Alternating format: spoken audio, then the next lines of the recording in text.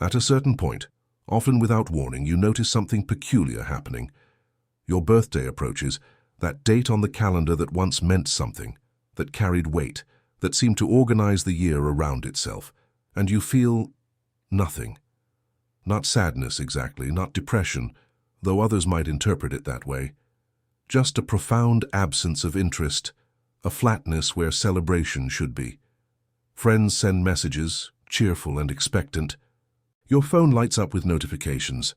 People ask what you're planning, what you want, how you'll mark the occasion, and you find yourself performing, smiling through messages, typing, "Thank you so much," while feeling like an actor who's forgotten which play they're in. The cake, the gathering, the ritual counting of years, it all seems suddenly arbitrary, like watching people get excited about a number on a screen.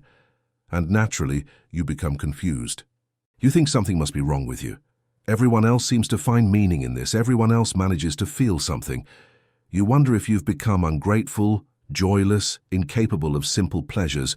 You might force yourself to celebrate anyway, going through the motions, hoping the feeling will return if you just perform it convincingly enough.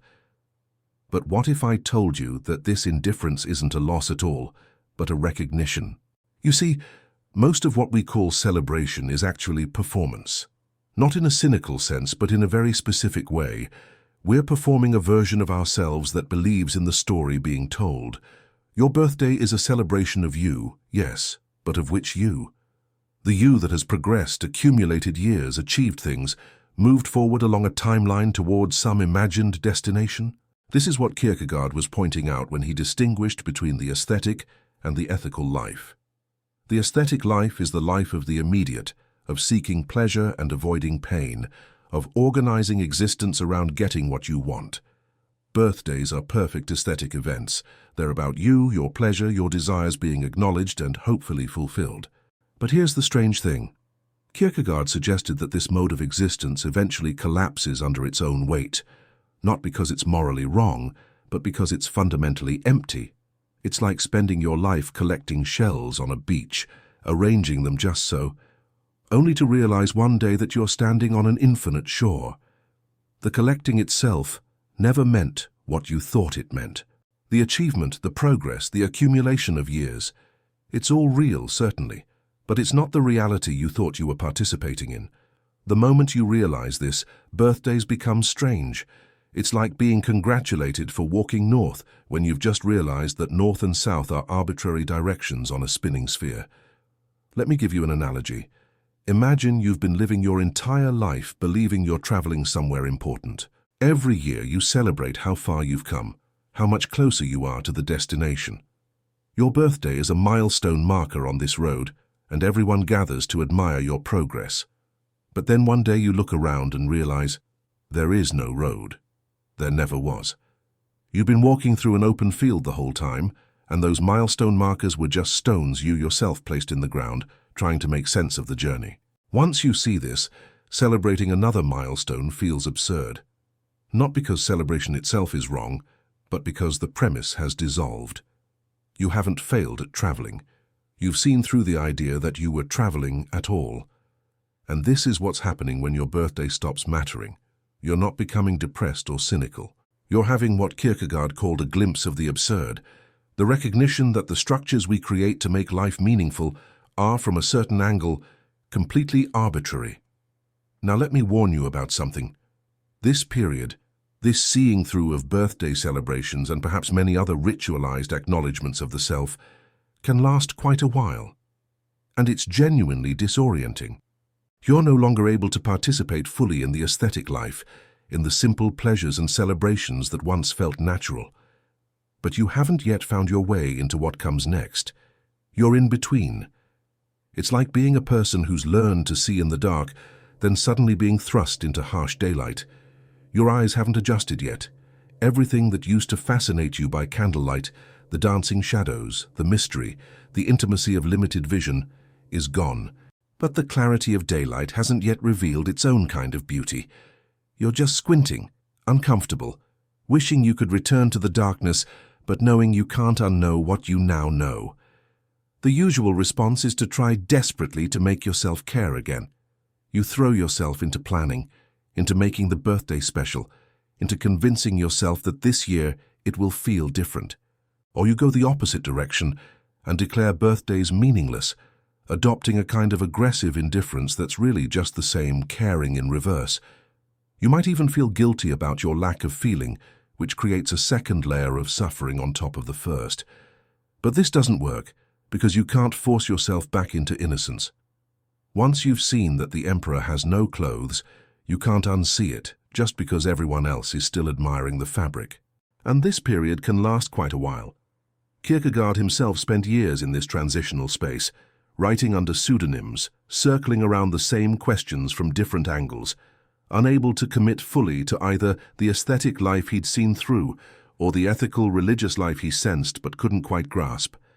You might find yourself going through the motions of many things now, not just birthdays, social gatherings, career milestones, relationship benchmarks, anything that asks you to perform enthusiasm for a narrative of progress. People notice. They ask if you're okay. They suggest therapy, medication, lifestyle changes. And you know you're okay in one sense, but also profoundly not okay in another sense that you can't quite articulate. You're not sick, you're molting. The old skin doesn't fit anymore, but the new skin hasn't fully formed. And everyone keeps telling you to squeeze back into the old skin, and you keep trying and it keeps not working. Now you might think this sounds rather hopeless, like a permanent state of alienation, and you're right that it's not comfortable. But it's also not the end of the story. Let me tell you about someone I knew who went through this. He was a man who'd always loved his birthday, made it a week-long affair, gathered friends, made elaborate plans. Then in his late 30s, the interest just evaporated. His birthday would arrive and he'd feel absolutely nothing. The first year he forced a party anyway, sat there surrounded by people singing to him, smiling at him, and felt like he was watching from very far away. The next year he told people he wanted to keep it low-key, but that felt dishonest too, because the truth wasn't that he wanted it low-key, he didn't want it at all. The third year, he simply didn't tell anyone. Went to work, came home, treated it like any other day, and that's when something interesting happened. He was sitting in his kitchen that evening, just sitting, not doing anything particular, not celebrating, not mourning the lack of celebration, just sitting. And he noticed the quality of the light coming through the window. He noticed the sound of traffic outside. He noticed his own breathing. And he realized he'd been living his entire life in a kind of chronic emergency, always trying to get somewhere, to become something, to achieve something. His birthday had been a yearly checkpoint in that emergency, but the emergency had ended. Not because he'd arrived anywhere, but because he'd stopped running. He was just here, breathing, existing, with no particular story to tell about it. This didn't feel exciting. That's important to understand. It didn't feel like relief or liberation, or any of the words we use to describe positive states. It just felt quiet. Real. Like he'd been watching a movie his whole life and suddenly realized he could look away from the screen, and the room he was actually sitting in was right there, had always been there. This is what I'm trying to point to, though language fails here. When your birthday stops mattering, you're not losing the capacity for joy or celebration. You're losing the capacity to believe in a particular story about yourself, the story that says you are a self, that progresses, improves, accumulates years of experience like medals on a chest. And Kierkegaard would say this is actually the beginning of authentic existence. Not the aesthete who seeks pleasure, not even the ethical person who follows duty, but the person who exists in what he called infinite resignation, which sounds bleak, but is actually just reality without the comforting stories. You're not a character in a narrative of progress. Your consciousness temporarily housed in a body, watching days pass, breathing in and out. Your birthday is just another day. Not meaningless, not meaningful. Just a day. And paradoxically, when you stop trying to make it special, when you stop performing the ritual, something else can emerge. Not always, not necessarily, but sometimes. A different quality of presence. Not the excitement of celebration, but the depth of simple awareness. You might sit in your kitchen like that man did and notice the light. You might take a walk and actually see the trees instead of thinking about seeing the trees. You might talk to someone and be fully there instead of monitoring how you're performing the conversation. So what do you do in the meantime, while you're in this uncomfortable in-between space? What do you do when your birthday arrives and everyone expects you to feel something you don't feel? You breathe. You go through the day. You don't force yourself to celebrate, but you also don't make a big performance of not celebrating. If someone wants to take you to dinner, you go to dinner. You eat the food. You notice the texture, the temperature, the taste. You listen to people talk. You respond honestly but kindly. You don't explain your existential crisis over dessert. You just exist, as clearly and simply as you can, and you watch. You observe this strange phenomenon of people celebrating you, celebrating time passing, celebrating a number increasing. You watch it the way you might watch birds at a feeder, with interest but without judgment, without needing to participate in birdness to appreciate the birds. You notice how people need these rituals, how the rituals actually do create connection and meaning for them, how that's real even if it's not real for you in the same way anymore. You're not superior for seeing through it. You've just ended up on the other side of a particular kind of innocence. And most importantly, you stop comparing. You stop comparing this year to last year, this birthday to previous birthdays, yourself now to yourself then. You stop comparing your internal experience to what you imagine others are feeling or what you think you should be feeling. This is perhaps the most difficult part because comparison is the structure through which we've learned to understand ourselves. Am I happier than I was? Am I doing better than others? Am I making progress? These questions seem so natural, so necessary. But they're all predicated on that same story of the self moving through time, accumulating, improving, progressing towards some goal. When you stop comparing, when you stop using time as a measuring stick for the self, you're left with just this moment, with just this breathing, with just this existence that has no particular direction. And that can feel like dying. In a way, it is dying. Dying to the self-concept that organized your whole life. But Kierkegaard would tell you this dying is also the only way to live authentically.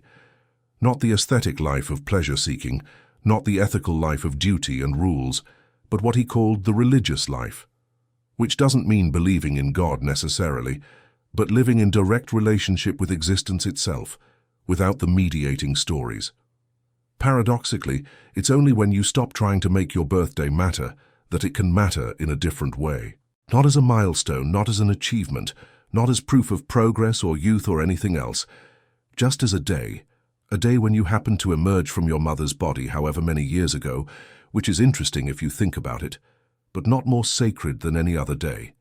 Because every day is the same kind of miracle, this impossible fact of consciousness, of being here at all, witnessing this strange universe for a brief moment before returning to whatever we came from.